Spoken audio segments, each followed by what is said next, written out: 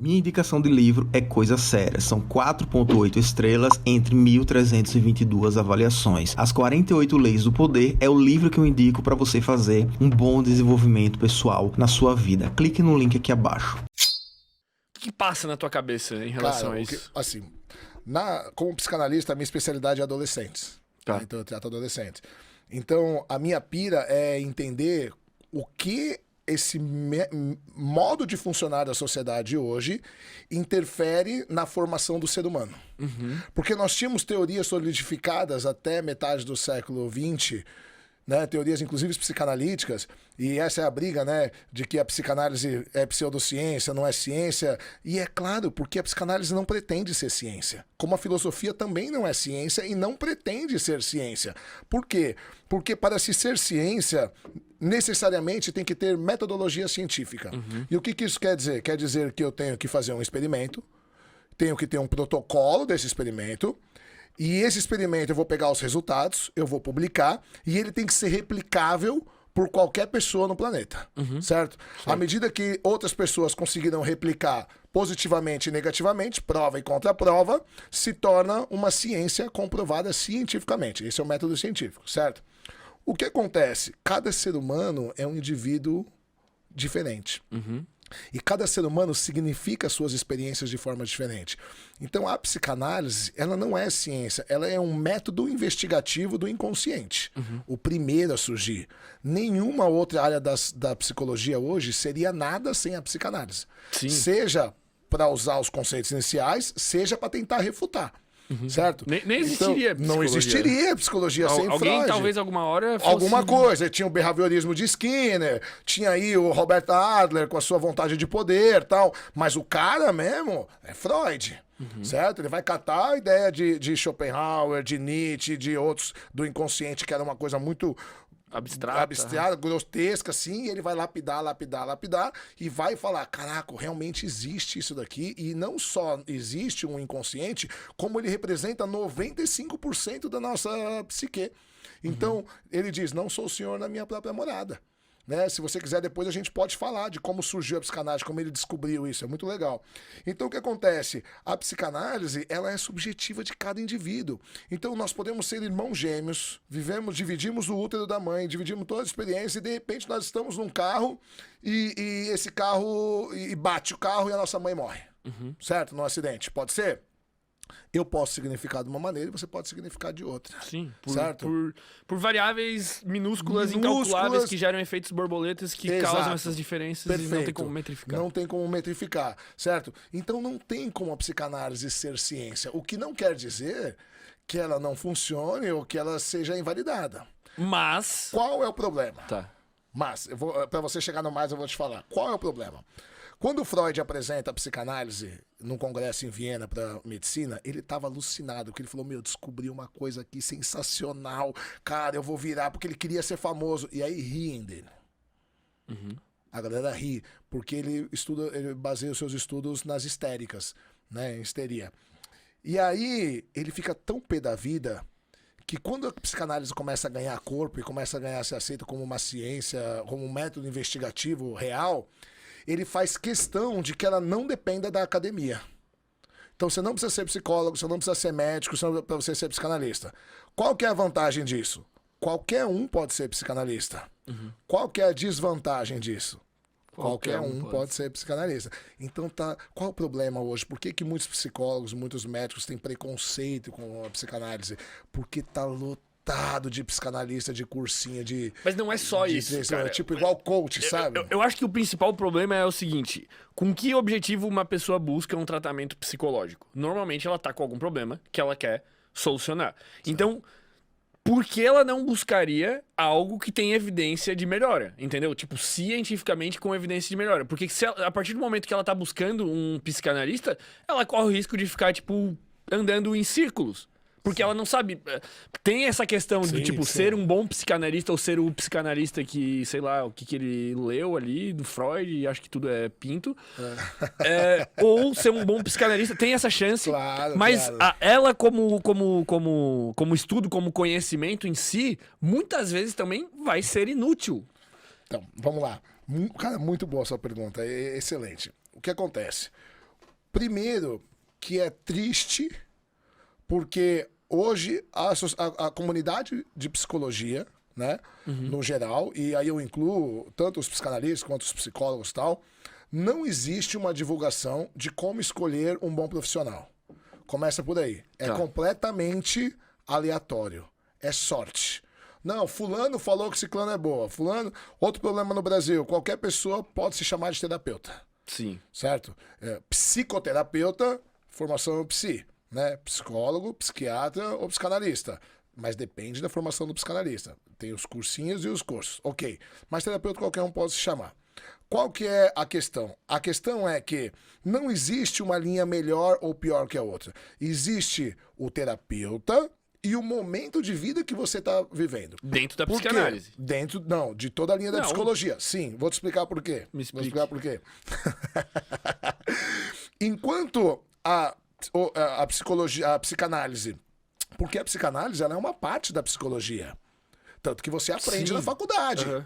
Então, se fosse pseudociência, não teria psicanálise na faculdade. Não concordo também. Porque o que acontece é que exatamente que as universidades são ultrapassadas no Brasil. Quando tu vai, por exemplo, para a Europa, Estados Unidos, lá o centro de psicologia é centro de psicologia e neurociência. Tudo que tu aprende muitas vezes aqui em uma graduação inteira do Brasil de psicologia é dado em uma matéria lá como história da psicologia. Claro, concordo.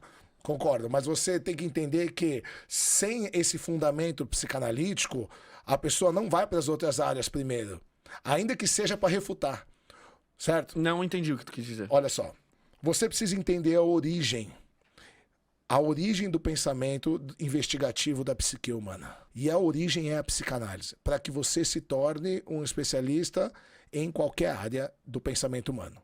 Entende? Então, eu quero que tu explique mais profundamente, porque eu não sei se eu concordo. Olha só, se você vai ser um psicólogo da Gestalt, você conhece a Gestalt? Mais ou menos. Gestalt foi desenvolvida por Frederick Peirce. Gestalt é uma palavra que vem do alemão, que a tradução literal não tem para o português, mas seria silhueta.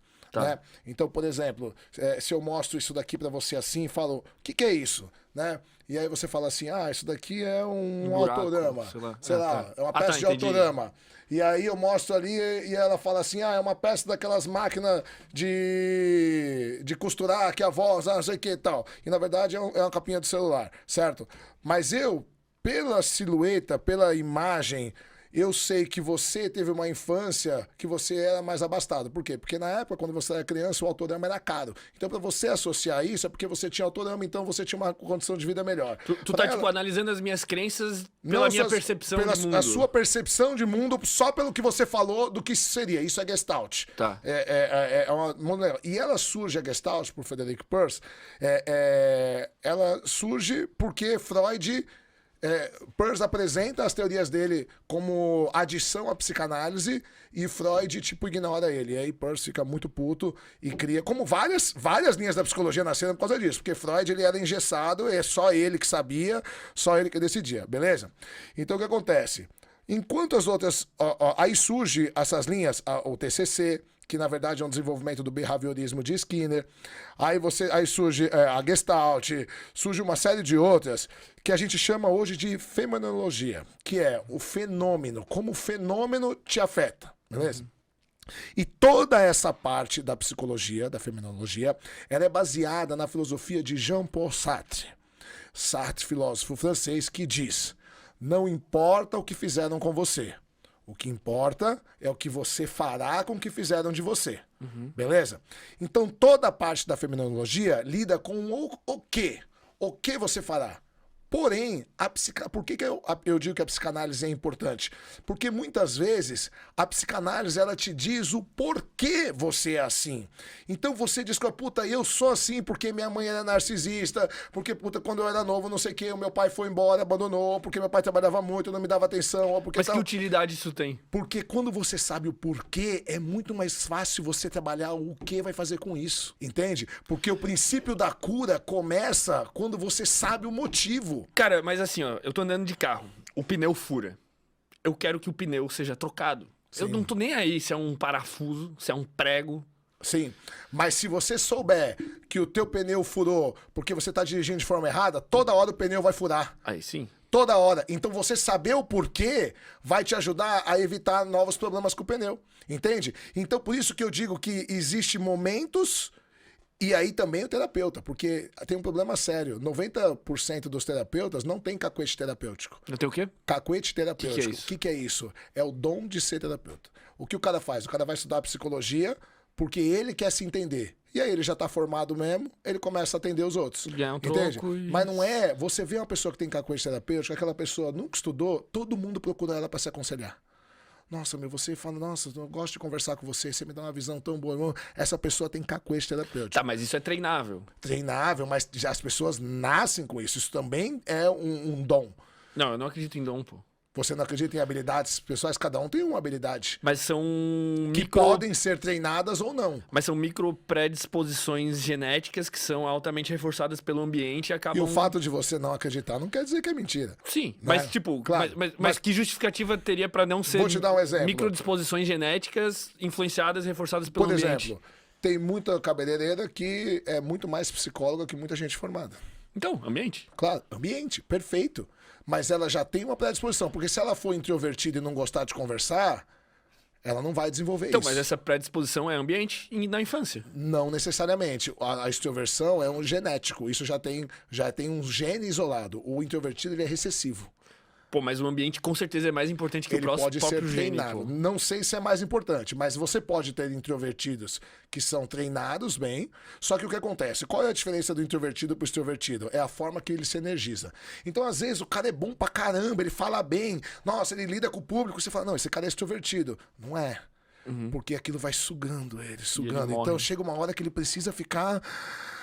Puta, eu tenho um amigo meu que ele é bom pra caramba em vendas, mas, cara, cada 2 horas ele vai pro banheiro da empresa e ele fala, o pessoal acha que eu devo ser o maior cagão da empresa. Ele fala, eu vou no banheiro, eu me tranco, eu Suga, fico bateria social zero. 10 minutos no silêncio, assim, eu ponho meu fone, não sei o que, pra recarregar. Eu sou o contrário. Eu também. Cara, você me põe, eu acordo 4:30 da manhã, geralmente, pra treinar. Então eu acordo, tá todo mundo dormindo em casa. Eu acordo, não gosto que ninguém fala comigo, tá todo mundo dormindo, eu vou, escovo meu dente, lavo meu rosto, ganho um pouco mais de energia.